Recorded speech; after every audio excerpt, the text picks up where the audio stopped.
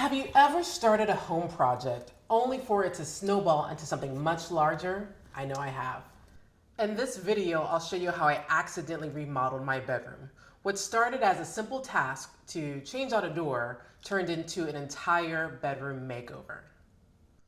In this video, I'll show you how I used joint compound to achieve a sleek, timeless look around all the doors, patched up some holes, retextured the walls by hand, and even expanded the opening between my bedroom and bonus room to create a spacious bedroom suite. This is how the room started. As you can see, there's a door that opens into another room. This door leads into an addition I use as my gym and beauty room. I hated that I had to walk around my bed just to get to my vanity. I tried rearranging my bed, but I didn't like the flow of the room. So naturally, I took the door off and the paneling around it. Once the door and the framing were off, I realized the area needed retexturing. Since I wasn't a fan of the original texture anyways, I figured why not retexture the entire room? Easy, right? Well, let's just say I didn't fully consider every step involved. Good morning. May 31st. We're gonna get started on this project and see how it comes out.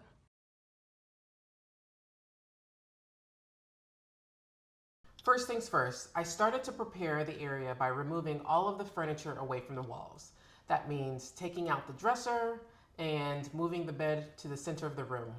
Why I thought that was a good idea, I have no idea. In the end, I ended up moving the bed completely out of the room. Also, I laid down painter's plastic and painter's paper.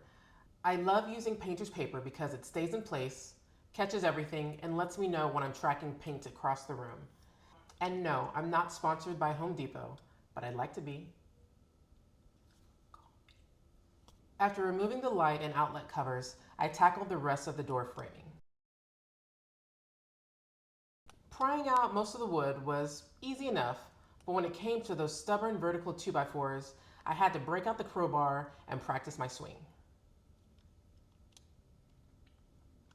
For the horizontal beams, I had to use my circular saw. Safety moment of the day, kickback happens, so always wear your safety gear. Once the framing was out, it was time to remove the door trim and baseboards. Now, I didn't necessarily have to remove these items to retexture the wall. I did because I decided that I did not want to have trim around the door. My goal was to have a more modern and sleek look. Now, there are several ways to achieve that trimless look, but I'll save that for another video. As much as I try to keep him out, Emilio loves to come and inspect what I'm doing. Now, let's talk about tools. The tools I use for this project include a finishing trowel, a joint knife, a putty knife, fiberglass mesh joint tape, a 4x4 drywall repair patch, a paint roller, and a metal mud pan. To mix up large amounts of joint compound, I use a 5-gallon bucket, a paddle mixer from Amazon, and a plastic pitcher for water. The water is used to thin out the joint compound to your desired texture.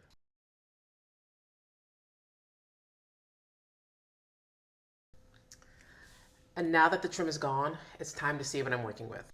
All right, so we have all of the trim off the doors, we have the baseboards down, but one thing that's gonna be a slight problem is these large gaps. Now, I anticipated that thick, right? I was ready for that. What am I gonna do? All right, next we're gonna work on filling the gaps above the doors. I looked at a couple blogs and there's different ways you can do it. The first way that I thought to do it was to get some of that expanding foam and just fill in the cracks. Considering I don't need it to be insulated just because it's to another room or another side of the wall, I don't really need those properties and it is rather expensive. One of the blogs said put drywall in between, and so that's what I'm gonna do. I just so happen to have extra sheets of drywall laying around because I did a drywall project last year, at the end of last year. Yeah. So I have scraps and I might keep these because you might need them for something, and I do. So what I'm gonna do is pretty much cut them down to the length of the top of the door, put them in there, and then I'll tape and mud over it. I measured and cut out thin strips of drywall to add to the gaps. Once in place, it was time to tape and fill the gaps with joint compound.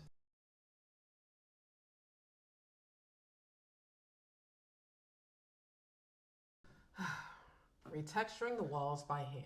You might be thinking, why would anybody want to do that?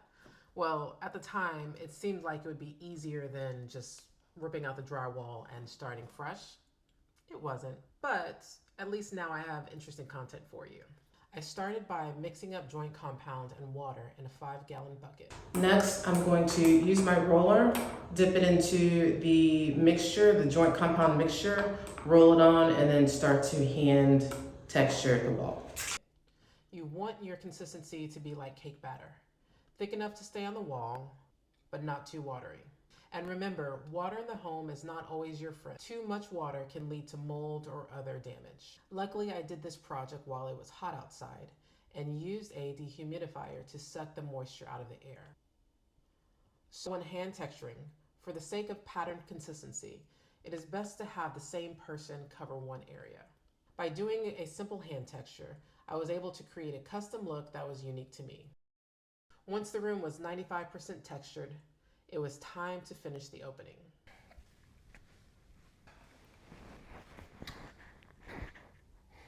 The opening. It was a doozy. Fun fact, I learned that the area that I'm talking about is also called a cased opening. Fancy, right?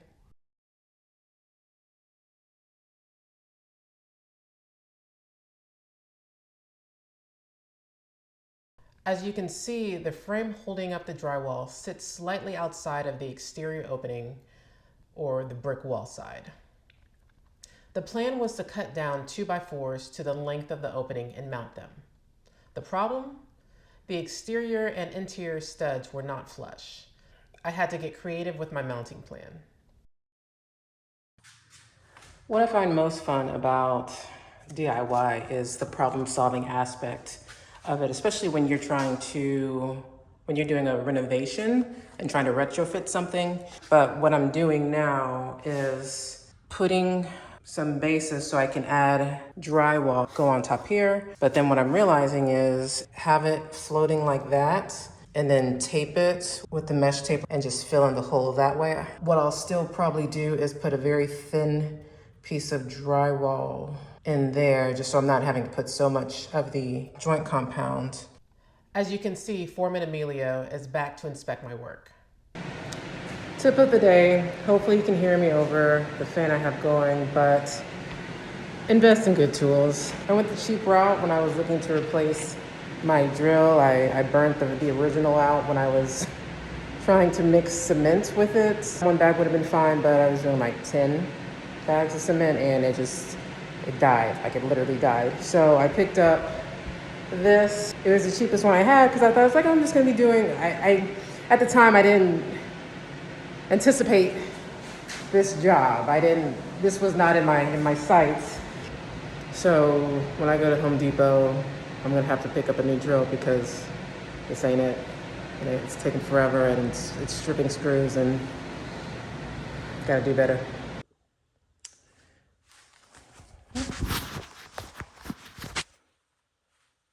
All right, so I know it doesn't look like I did a lot, but this took longer than it probably should have. I think part of it was, one, just figuring out how I was gonna brace it, and then also having the right tools. As I said before, I use screws. It would have been better if I had a nail gun, a nailer, like a stud nailer. That would have made my job so much easier. But I don't have one, so I used what I had instead of buying another tool. I'll eventually get one, but not today. So next, I'm gonna put drywall and frame it and then tape it so it's nice, smooth corners. Next, I measured out pieces of drywall for the cased opening. Yes, my drywall is green. I'm using ultralight mold tough drywall, specifically for moisture and mold resistance. Not that I need it here, but hey, I had a few sheets of drywall laying around, so I used them. Once cut, I install them and prep them for the next step.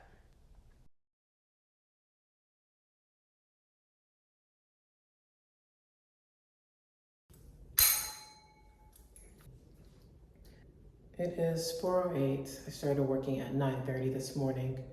I thought I was going to get more done today than what I did, but I didn't, and that's okay. What happened today is that I had to redo some of the work that I did yesterday. One thing that I've learned is that I don't work well when I'm tired. Like this type of stuff, I have to do it when I feel like it or when I have a lot of energy. And really, throughout the week, I was trying to work on the house after I had finished my my 9 to 5. So I've put all my energy into my job and then trying to create something beautiful and clean and amazing. It's a little bit harder. I'm gonna have to change the way that I work, and that's fine. Maybe just try to do smaller chunks or switch to mornings. Right now, I've been using my mornings for my meditation and my workouts, which are both really important. It might be that I need to move my workouts to the afternoon and try to do some of this work in the morning when I'm fresh and really feel like doing it. This was difficult because, or it's challenging, we'll say. It was challenging because this opening right here, from what I can tell just by looking at other houses in the neighborhood, it was either a window or a door, and I'm not really sure. And on the other side of it, you can see where the brick is. Probably about a month or so ago, I ended up knocking out the framing because basically when I bought the house, there was a simple door that went into that back room, and what I wanted to do was take that door off and expand it because I realized I could, because I could see the wood on the other side or the paneling on the other side. So it's like, okay, so if it's just paneling, I can knock that out versus brick. I'm not gonna try to knock brick out because I knew that was the original part of the structure of the house. So I knocked out the paneling to widen it, but once you knock out the paneling and took the door jambs down, you could see where things were uneven. So I didn't quite think through the best way to adjust for those level gaps. When I put the drywall up the first time, it was just very messy, and I wasn't gonna be able to get the nice clean lines that I'm going for. So took everything down and then figured out another way where I could get everything level. If I had a lot of tools and an infinite budget, then it would have been easy. And with these projects, I am trying to use what I have. So really, I haven't had to buy a lot so far. The only thing that I've had to buy was joint compounds. But as far as tools and lumber and sheetrock, I have all of that left over from previous projects. I'm a little tired. I don't want to see any green by tomorrow morning. I'm gonna put my joints on because that is relatively easy. I'll do that, but I need a snack first. I'm hungry. So I'm gonna eat and then get back to it.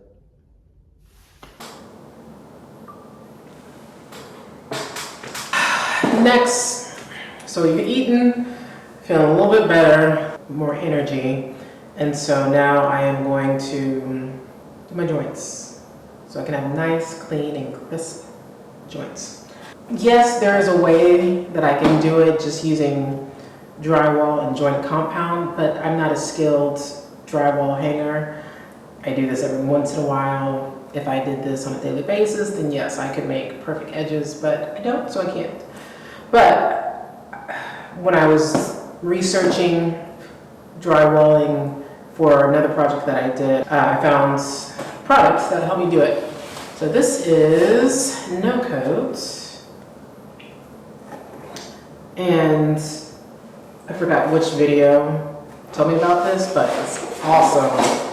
And it comes in a big roll, and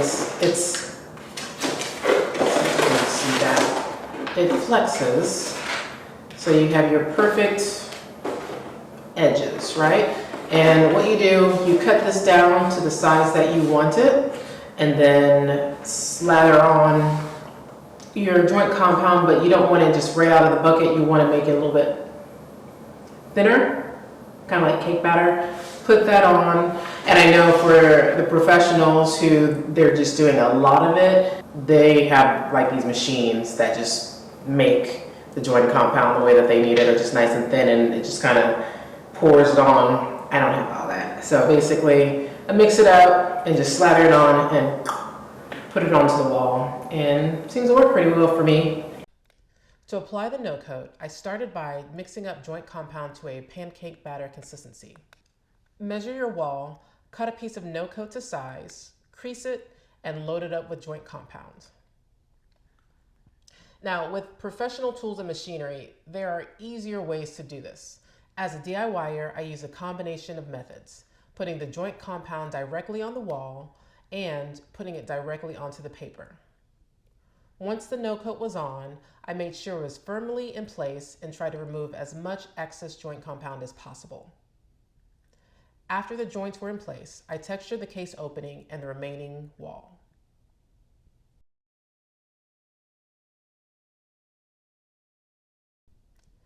This was by far the messiest part of the project. After the joint compound had dried, I roughly sanded the entire room to achieve a smooth yet roughish texture on the walls. It gave the illusion of skim coating, but with pops of texture. Not sure if you can hear me, but at this point, you can't really see the wall. I'm just doing this really blind right now. Once the sanding was complete and the mess was cleaned up, Foreman Emilio gave his approval. Time to start painting. Now, as much as I love the moodiest of Urbane Bronze by Sherwin-Williams, I decided to lighten up and go with Agreeable Gray. And no, I'm not sponsored by Sherwin-Williams, but I would like to be.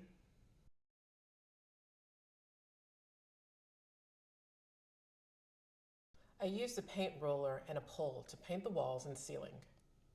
You'll notice dark spots on the ceiling. Those are where I added extra hand texturing to match the walls. I kept a bit of that moody vibe by leaving the top of the ceiling Urbane Bronze. Whew! It is done! Well, almost done. I have a few more finishing touches to do, such as add quarter rounds to the floor and knobless door pulls. The majority of the work is done, and I'm pretty happy with the results, and I'm really excited to finish decorating. Next order of business is tackling this bonus room. What will it be? A home office? A gym? A walk-in closet? Who knows? Thanks for watching. Don't forget to like and subscribe so you don't miss out on any of my upcoming projects. See you on the next one.